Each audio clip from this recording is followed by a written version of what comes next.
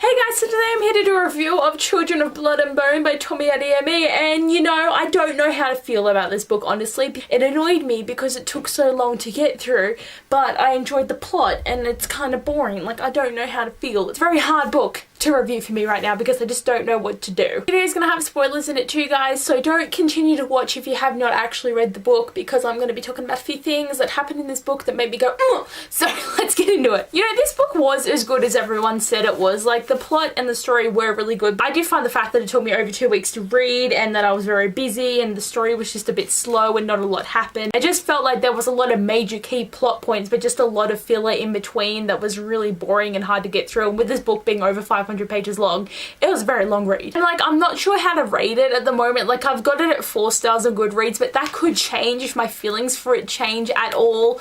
I don't know. But I did manage to read it before the end of the month for the Biblio Squad's book pick of the month, which was for April. And this month I think they're probably going to do Akafast. That's just my guess. Nothing's been revealed yet, but I got it done for my book club because I feel like I would have just given up at some point if I didn't have to read it for a book club. But yes, one of the two things that irritated me about this book was it was kind of boring and too long and just felt like nothing was really happening. The thing that I couldn't get my head around in this book was the oppression of people with darker skin and how they were in poverty and would get murdered and they were abused and just so much bad stuff happened to them, and the people with lighter skin were in power and scared of the people they were oppressing. And it really did parallel to how life is a little bit today, like not to that extent, but enough. And it's crazy to have that in a fantasy world so you can be reading it. And Tomi Adeyemi did a really good job of bringing in the Black Lives Matter with the book, and that's what she's done with this story. What irritated me is not more people were angry about the use of this storyline. Like with Carve the Mark, everyone was ripping that book to shreds, having the people with darker skin being so savage and horrible and people with lighter skin are the more peaceful race.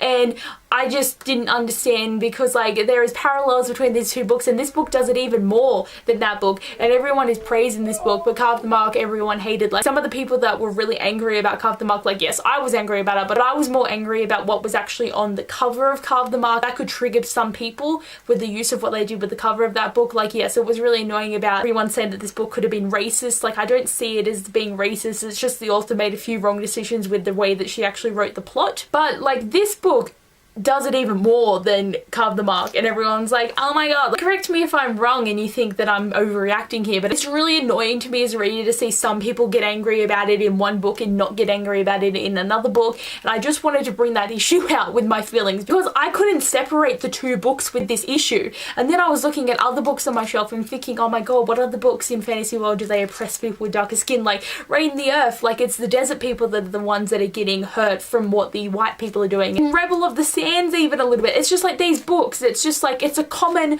plot line used, and people get angry about it sometimes and people don't get angry about it sometimes, and it just makes me mad. And I just got very confused, and this is another reason why it was difficult for me to read this book, because I'm just reading it and I just could not get Carve the Mark out of my head. But other than those issues, I really loved the book. I loved Abbeyleec, if that's how you say her name, but I loved her as a character, and she's so strong and she learned how to defend herself, and she really has a lot of great skills, and she will do anything for the people that she loves and just generally fight for her people. And she was trying to get Magi back, and she was just so awesome. And then we've got Amari, and she's the runaway princess, and you know, she's never been outside the palace and she's never seen how shit life is for her people. Meeting Zealy, and for her to actually see that what her father's been doing is wrong, and for her to completely flip how she feels and actually feel the right way. But like, that's the thing with this book, is like pros and cons on each side. Is anyone really in the wrong for how that they feel? Like, one side is more crazy than others, but the people with superpowers, they could just deck ya. Like, it's a bit like, it's very like, it's not just black and white of you're good, you're bad. We're in the point of view of both sides, and we understand both reasons for why everyone's doing the things that they're doing, which was actually a really cool part of this book. Just think, I did love the bond between Zealy and Amari. Like, even though they've only known each other for like 2 weeks, I really liked how they came to depend on each other and really respected each other, because Zealy thought she was just a spoiled little brat princess, and then they grew to know that they both were epic and kick-ass, and I just loved it.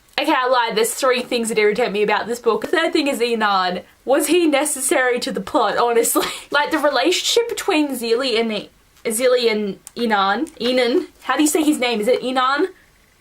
was not at all needed. Like, honestly, like, Inan was pro for killing the Mudgies, and he's like, yeah, I'm the prince, I'm gonna deck you all. And he's completely under his father's control. And Zelie hates Inan so much for every atrocity that he's ever committed and being a douchebag. And, like, he's gonna keep committing bad things here. And so there's a lot of hate between them here, right? And then they come face to face and they fight for a minute, but then their siblings get taken and they have to work together. And then suddenly they fell in love and they're always looking at each other and they're always happy and blah, blah, blah. Like, I just, this relationship shitted me off. It was such a strong insta-love. It just happened way too fast, and there's just too much hate there to have a solid, good, healthy relationship. And Tommy and Amy was obviously trying to do a, like, hate to love romance, but don't just go completely hating each other and then next page they love each other. You need to have a gradual build there. It needs to be, you know, they hate each other and then they somewhat reluctantly start to respect each other, then that respect becomes unreluctant, and then they start to feel a fondness for each other, then affection for each other, and then it turns into love around book 3 or something. Like, that's the good hate to love relationship, and it just did not happen in this book. Like, what was with them having sex in a dream? Like, she hates him and then they have sex in a dream, and it was just like, ew. And, like, also Inan betrayed Zelie so many times in this book. He just kept flipping sides, man, and I was like, oh my god, it is like, oh, duty before self, man, and then he's like, oh my god, Zelie, and then duty before self, oh my god, Zelie, I love you so much. And it's just like, And Inan is also a Magi, and he hates himself so much, and it shouldn't be possible that he is one. Like, is he actually the king's son? I don't know. And Sarah and the king tortured Zelie and put the words maggot in her back, and every time she looks at Inan now, she just sees his father and what he did to her, so she can't be around Inan without remembering that shit. Like, she remembers it still, but it's worse when she looks at him. So how can you have a relationship when you hate looking at the person that you're with? It just doesn't work. And I never trusted the guy. From the first page, I'm like, nah. Like, seriously, it took him a span of 2 pages to change his mind about everything and be like, oh my god, I, like, have superpowers and now I'm gonna be on the good side. And then when he sees someone use their magic, he's like, I'm scared. Like, he really does have the battle within himself of if he should do the right thing or just stay with Zelie. Like, it is an interesting part of his scenes, even though I didn't really like having to be in his point of view. Like, I liked Zelie's point of view and Amari's point of view, but his was just like, get it done, I don't want to know anything about you. It's just unneeded pain in the story, and it wasn't a good pain. It was like an annoying pain, like a splinter in your finger that you want to just fuck off.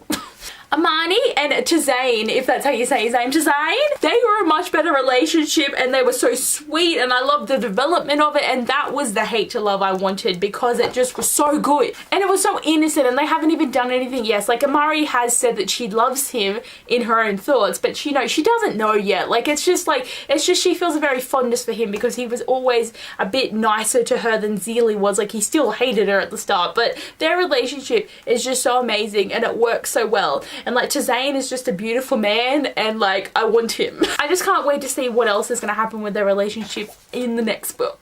Like, yes. And, you know, the whole quest to bring magic back was such high stakes, and every time something bad happened, I felt my soul being ripped from my body. I just wanted them to succeed, and having them have this quest told to them in the first 100 pages meant that some shit was gonna go down that was gonna cause them not to be able to do it. It was up until the last page that they were really fighting to try and get this done, and they got it done, but still. The fight in the boats was crazy, and how she was making the dead rising using their bodies and making these, like, weird soldiers, and she was in the boat and, like, 600 people died.